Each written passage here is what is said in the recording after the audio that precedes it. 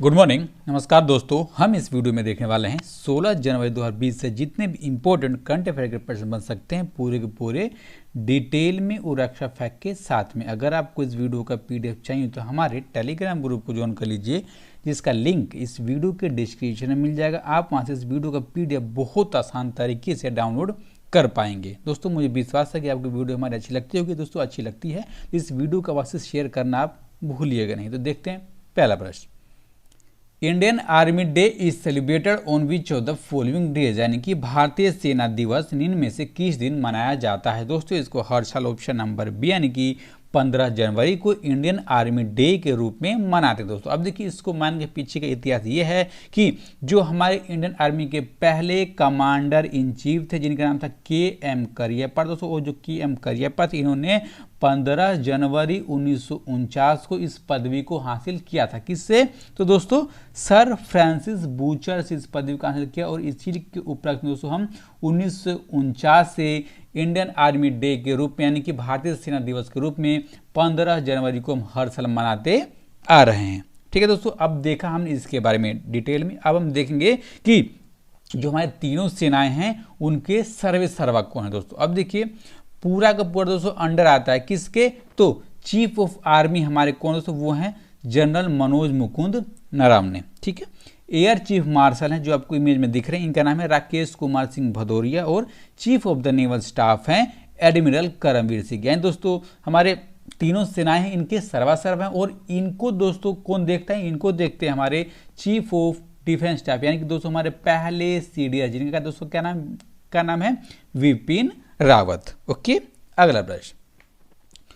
From what date will the new foreign trade policy come into force, यानी कि नई विदेश व्यापार नीति किस तारीख से लागू होगी। दोस्तों जो हमारी नई विदेश व्यापार नीति यानी कि फॉरेन ट्रेड पॉलिसी दोस्तों ये लागू कब से होने वाली है? तो 1 अप्रैल 2021 से दोस्तों ये पॉलिसी लागू कर दी जाएगी। दोस्तों अब देखिए इस पॉलिसी में होगा क्या? दोस्तों इस पॉलिसी में भारत किसी विदेशी देशों के साथ कैसे वो अपना सामान बेचेगा, कैसे खरीदेगा। दोस्तों ठीक है। अब देखिए इसकी घोषणा करी, इसका निर्णय किसने लिया? तो जो हमारी केंद्रीय वाणिज्यिक और उद्योग मंत्रालय की दोस्तों जो समिति है, उस समिति में दोस्तों बैठक में इसका निर्णय लिया गया। अब देखिए दोस्तों ये कब से कब तक लागू रहने वाला है? दोस्तों ये 2021 से लेकर के 2026 तक दोस्तों ये लागू रहने वाला है, यानी कि 1 अप्रैल 2021 से लेकर के 31 मार्च 2026 तक दोस्तों ये लागू रहने वाला है। अब देखिए दोस्तों जो पिछली हमारी विदेश व्यापार नीति थी दोस्तों वो कब से कब तक लागू थी?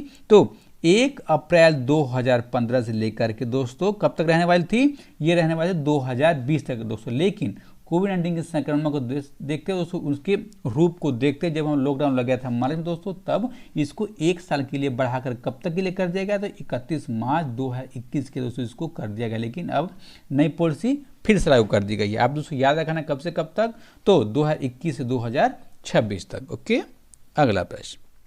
इन which country is the global stock of Ebola vaccine being made, यानी कि इबोला वैक्सीन का वैश्विक भंडार किस राष्ट्र में बनाया जा रहा है। दोस्तों अब देखिए जो हमारा इबोला नाम की जो बीमारी है, जो उसका वैक्सीन है दोस्तों, उसको भंडारित किया जाएगा, उसको रखा जाएगा दोस्तों वर्ल्ड लेवल पर। कहाँ पर? तो ऑप्शन नंबर सी आएंगे दोस्तों, स्विट्जरलैंड में। अब देखिए इसको रखने से फायदा क्या होने वाला है? इससे रखने दोस्तों ये फायदा होने वाला है, अगर इबोला के वैक्सीन की पूरे वर्ल्ड में कहीं भी आवश्यकता पड़ती है दोस्तों, तो वहाँ पर जल्दी से जल्दी इसको भेज दिया जाने वाला है। दोस्तों अब देखिए ये रखने का निर्णय किसने लिया और दोस्तों इसकी किसकी देख रेख में ये रखा जाएगा। दोस्तों अब देखिए पूरे वर्ल्ड के 4 इंटरनेशनल दोस्तों ये ऑर्गेनाइजेशन है। क्या नाम है इनका दोस्तों? इनका नाम है WHO यानी कि वर्ल्ड हेल्थ ऑर्गेनाइजेशन, यूनिसेफ। ठीक है दोस्तों, पूरे वर्ल्ड के डॉक्टर्स और नर्स हो गए दोस्तों, रेड क्रॉस सोसाइटी हो गई और दोस्तों रेड क्रिसेंट हो गया।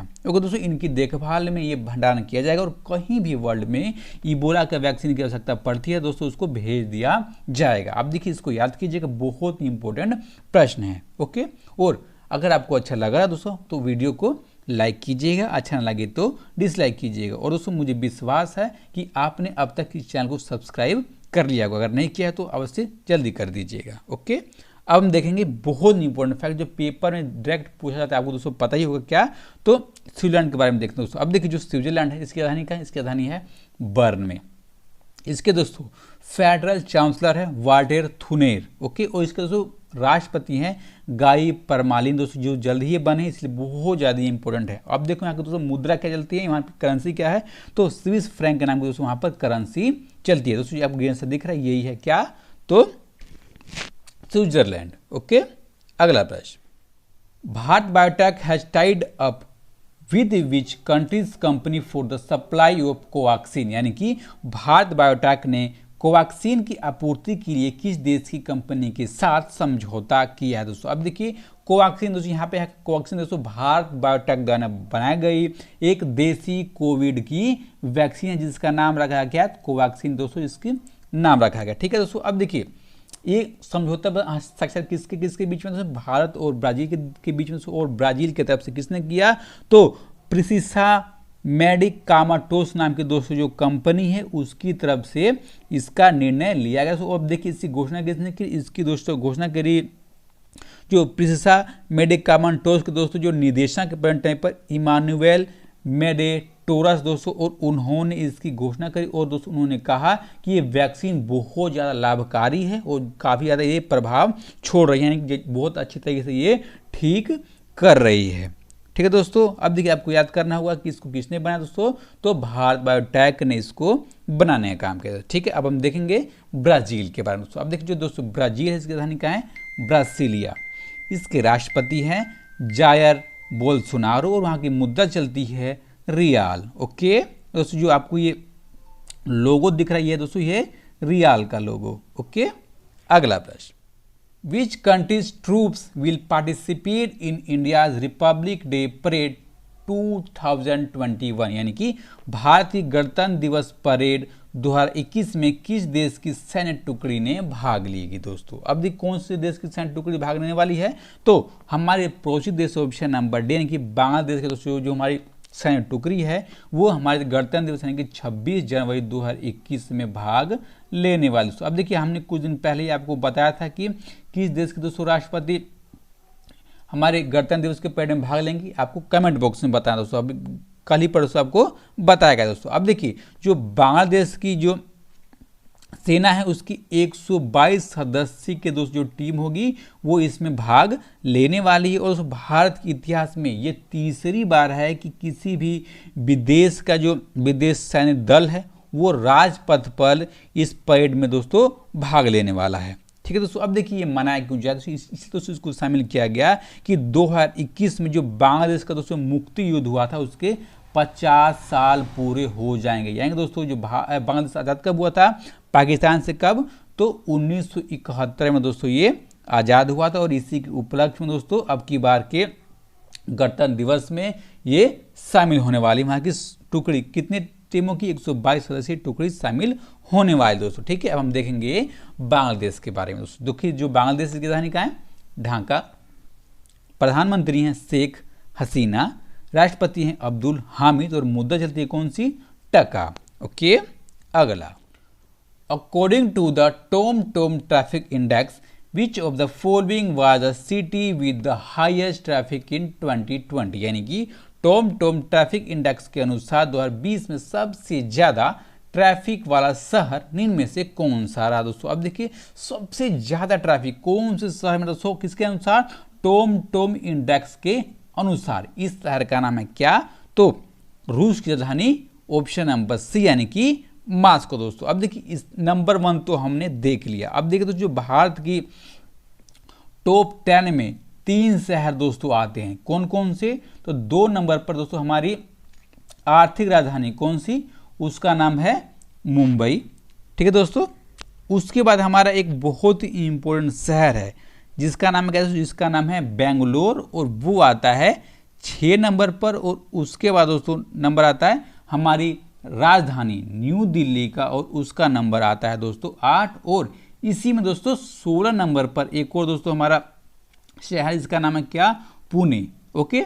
1 नंबर पर मास्को, 2 नंबर पर मुंबई, 6 नंबर पर बेंगलोर, और 8 नंबर पर दोस्तों न्यू दिल्ली, और 16 नंबर पर Pune, okay. Government of India has appointment Manish Chauhan as the new ambassador in which country, यानी कि भारत सरकार ने किस देश में मनीष चौहान को नया राजदूत नियुक्त किया है दोस्तों। अब देखिए जो भारत सरकार दोस्तों उसने मनीष चौहान को नया राजदूत नियुक्त किया कहां पर, तो ऑप्शन नंबर बी यानी कि दोस्तों पुर्तगाल में भारत सरकार की तरफ से नए राजदूत नियुक्त कर दिए गए हैं। कौन? मनीष चौहान दोस्तों। जो मनीष चौहान है ये भारतीय विदेश सेवा यानी कि IFS अधिकारी हैं 1994 दोस्तों बैच की। ठीक है, अभी प्रेजेंट टाइम पर कहाँ के राजदूत हैं, तो पुर्तगाल के ये राजदूत हैं दोस्तों।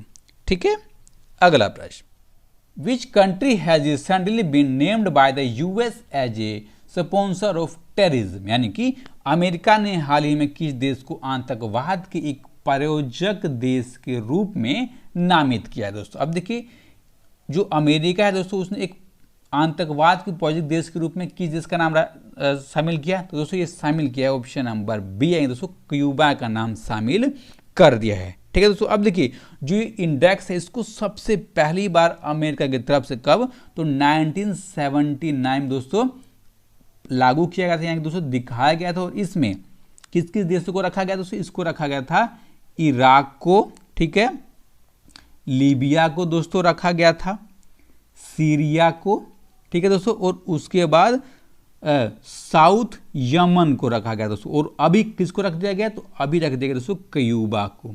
ठीक है, और दोस्तों इसमें यह दिखाया जाता है कि जो ये देश है दोस्तों वो ज़्यादा से ज़्यादा आतंकवाद को दोस्तों बढ़ावा दे रहे हैं, यानी कि दोस्तों ये आतंकवाद यहीं से जल्दी जल्दी पनप रहे हैं कि दोस्तों ये फाइनेंशियली तौर पर भी और यहाँ पर ये शरण देने का भी काम कर रहे हैं।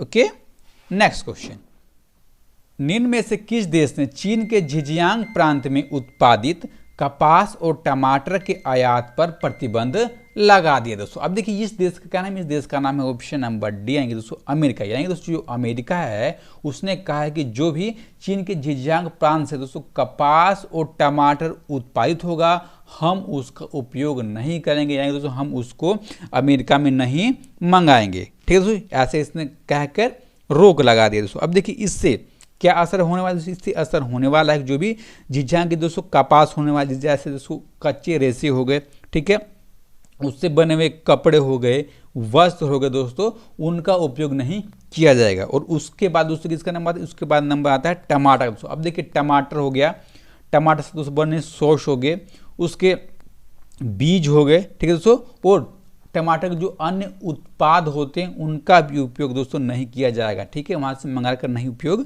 किया जाएगा। और उससे दोस्तों ऐसा माना जाता है कि चीन को फाइनेंशियली तौर पर बहुत अधिक झटका लगने वाला है, दोस्तों काफ़ी ज़्यादा नुकसान होने वाला है।